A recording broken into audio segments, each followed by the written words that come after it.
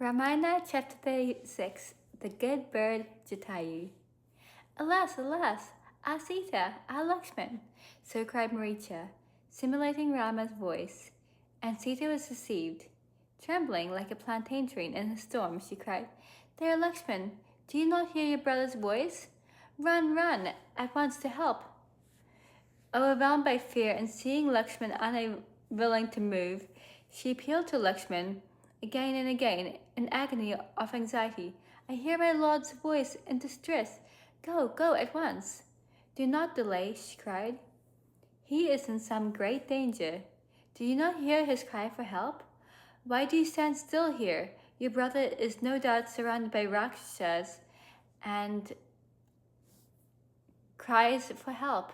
Instead of rushing to his rescue, you stand still here.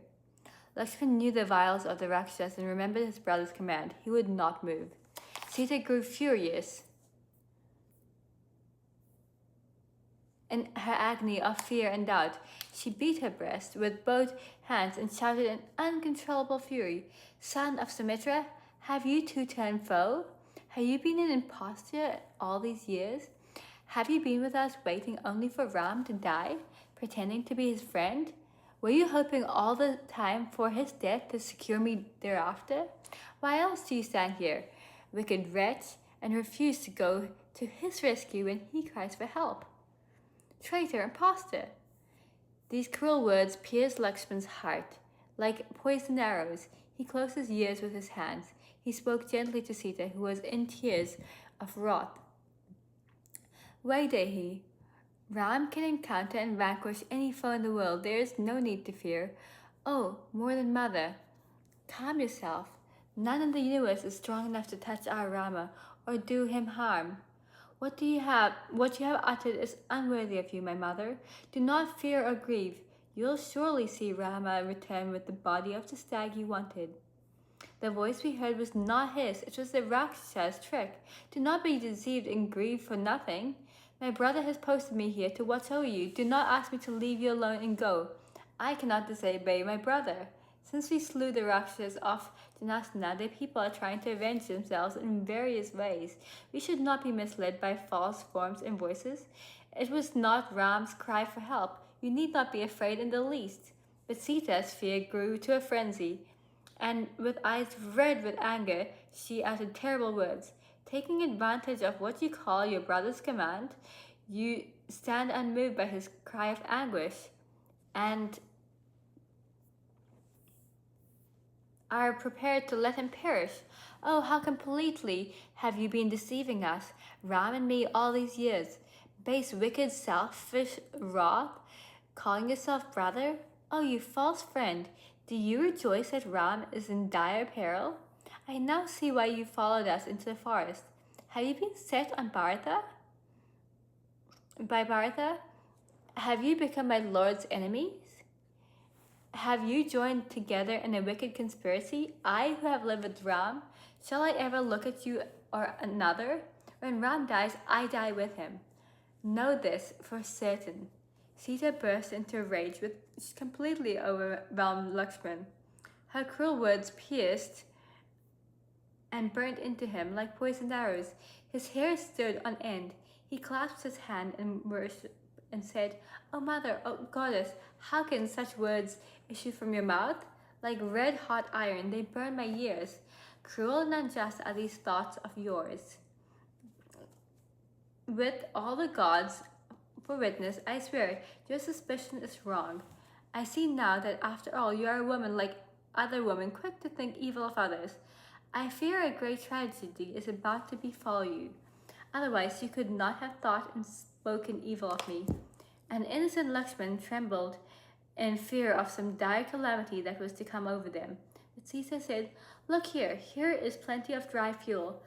I shall light a fire and fall into it, or I shall drown myself in the Godavari, or I shall hang myself dead, unless you run immediately to help Ram. Now once again I ask you, will you not go, or shall I perish? She beat her breast and cried. Lakshman could bear this no longer. He raised his hands in solemn worship and said, Very well, sister, I shall obey you and disobey my brother. I shall leave you alone. May you be safe and well. May the gods of the forest protect you. I shall do your bidding. I see bad omens. I fear greatly. I wonder if I shall ever see you with Rama again. Yet I shall go. And he went unwillingly and looking back every now and then. Lakshman walked with his heart troubled and heavy with anger and sorrow. How could he bear to hear the cruel words of Sita? How could he forget them? Sorely wounded was the heart of the prince who had once renounced everything to be with his brother. Lakshman went in the direction that Ram had taken. Ravana, who had been waiting for this, now approached Ram's ashram. He transformed himself into a mendicant ascetic, clad in clean saffron clothes, and his lips uttered beautiful Vedic hymns, while in his heart was the ugliest evil. Sita was standing at the entrance of the cottage, her eyes fixed on the forest, eagerly looking for Rama. Ravana beheld Sita. At sight of her, the desire planted in his heart by Surpanaka took good root and grew rapidly irresistible. He was more determined than ever to possess Sita. Seeing the wandering ascetic, clad in saffron clothes, carrying the water pot and staff, Sita greeted him respectfully according to the courtesy due to holy men. He desired hospitality. As in duty bound, she offered him a seat and placed before him some fruits and roots, as was the custom. The ascetic sat and looked again at Sita. His desire grew stronger. Sinner and Raksha though he was, he had an instinct that made him wish to win her heart. He wished not to ravish, but to secure Sita's willing consent and make her his wife. The king of Lanka wanted and hoped to persuade Sita. He thought she would yield to him for his wealth and power, turning her back on poverty-stricken Rama. He thought also that this would be the best way of disgracing and punishing Rama. He expected Sita to behave like other women he had known.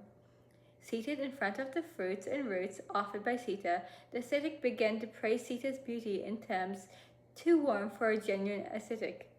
He dwelt on the charms of her person and asked, "Who are you? Why are you here alone in the forest, haunted by rakshas and wild beasts?" She was astonished, but answered his questions. She hoped the prince would return at once and kept her eye fixed on the doorway. Little by little, the visitor revealed who he was and described the greatness of his origin and family, his power and wealth. After exalting himself, he proceeded to run down Ram and concluded, "Be my wife and live a glorious life with me in Lanka. Come, let's go." In this unexpected situation, Sita's purity gave her courage to defy the powerful monster whom she now knew for what he was. "Base and wicked fellow, your destruction is near. Leave this ashram if you like to escape with life," she said, hissing like an angry cobra. The Rakshasa was furious. He completely threw off all pretense of disguise and gentleness and assumed his real, imperious wickedness. With one hand he caught hold of her hair, and with the other he lifted up and carried her to the chariot, which waited for him behind the trees. Forcing her into it, Ravana rose with her into the air. Sita cried aloud, "Oh, my lord, where are you, my Rama? Oh, Lakshman, most fatal of friends, why did I, with obstinate folly, drive you away?" The Rakshasa held her firmly down and drove on in the aerial car. Sita addressed the trees and plants down below and begged them to tell Ram of her fate. It happened that old Jatayu, half asleep upon a tree, saw the chariot flying past. Startled by a woman's cry of distress, he was wide awake in a moment and recognized Sita by her voice. She also saw him and appealed to him for rescue. Jatayu's blood was fired by the sight of her piteous plight, and he threw himself in the way of the aerial car, crying, "Hold, hold, what is all this?" "The king of Lanka is carrying me away by force," wailed Sita. "But what can you do to prevent it, my poor old friend? Oh, fly to Ram and Lakshman and tell them my helpless plight." but Jatai's fighting blood, the blood of generations of lordly ancestors who ruled the air, knew not fear, was on fire. He cared not for Ravana and his might. He only saw a princess in distress. He thought of his friend Dasratha and his promise to Ram, and he was resolved that this outrage should not occur while he lived to prevent it. Jatayu now addressed Ravana directly. O king, I am Jatayu, king of the eagles. A king like you. Listen to me, brother king. Forbid this wicked act. How can you call yourself a king and do this shameful wrong? Is it not the rule of kings to protect the honor of women? And Sita is a princess. I warn you, you shall surely perish unless you leave her and go. Her very look will reduce you to ashes. You are carrying a venomous cobra in your bosom. The noose of Yama is round your neck and dragging you to perdition. I am old and unarmed, and you are young, fully armed, and seated in a chariot, yet I cannot look on while you carry off Sita. Why do you do this cowardly act behind Rama's back? If you have any grievance against him, meet him face to face. Oh, you would fly away from me, wouldn't you? You shall not escape while I am alive. I care not for your chariot, or your 10 heads, or your glittering arms. Your heads shall roll on the ground that you have polluted with your presence. Get down from your car and fight if you are not a coward as well as a thief. Ravana flared up in rage. He attacked Jatayu. It was like a clash between the mighty wind and a massive rain cloud. The battle raged in the sky above the forest. Jatayu fought like a winged mountain. Rama aimed deadly darts at him, but the eagle intercepted them all and with his talons tore Ravana's flesh. The enraged Raksha dispatched sharp serpent-like missiles against the bird. The bird hero was desperately wounded but fought on undauntedly, while Sita watched the unequal combat with beating heart and tearful eyes. The sight of her made Jatayu all the fiercer in his attacks on Ravana, but his years were telling on him that he felt he must gather all his strength for a supreme attack to conquer.